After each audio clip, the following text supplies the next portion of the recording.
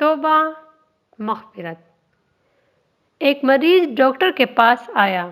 وہ درد گردہ سے بری طرح تڑپ رہا تھا۔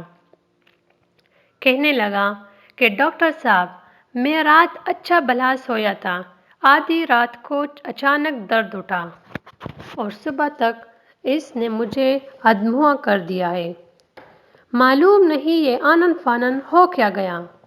ڈاکٹر نے مریض کا ایکس رے لیا اور اس سے کہا کہ تمہارے گردے میں 3 پتھریاں ہیں۔ یہ کچھ تمہیں آنن فانن نہیں ہو گیا، کم از کم سال بھر سے یہ پتھریاں بن رہی تھیں۔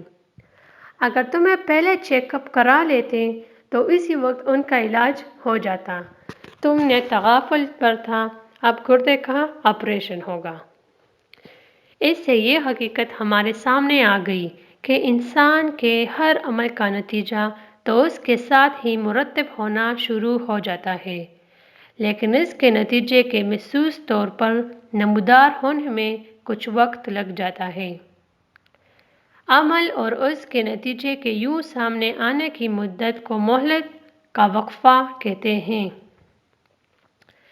اب دوسرا کیس لیجیے۔ تپ کا مریض ڈاکٹر کے پاس لایا گیا۔ اس کے تیماردار نے کہا کہ ڈاکٹر صاحب، یہ میرا جوان بیٹا سال بھر سے بخار میں مبتلا ہے۔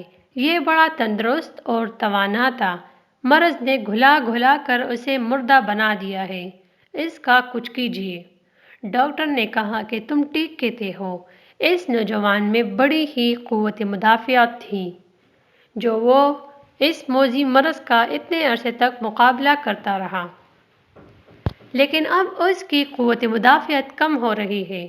ہم کوشش کریں گے کہ مرض ایسی شکل اختیار نہ کر لے کہ اس کی قوت مدافعت اس کا مقابلہ نہ کر سکے۔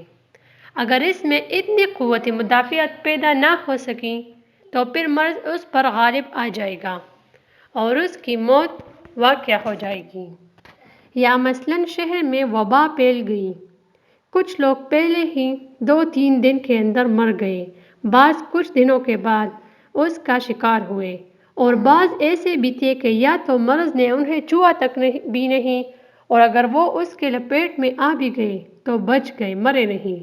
جب ڈاکٹر صاحب سے اس کے متعلق پوچھا تو انہوں نے کہا کہ جن لوگوں میں قوت مدافعت کی کمی تھی وہ شروع ہی میں اس تخریبی حملہ کا شکار ہو گئے۔ جن میں قوت مدافعت قدرے زیادہ تھی وہ چند دن تک اس کا مقابلہ کرتے رہے۔ جن کی قوت مدافعت کافی زیادہ تھی، مرض نے حملہ تو ان پر بھی اسی طرح کیا، لیکن انہوں نے اس کا مقابلہ کر لیا اور مرض مغلوب ہو گیا۔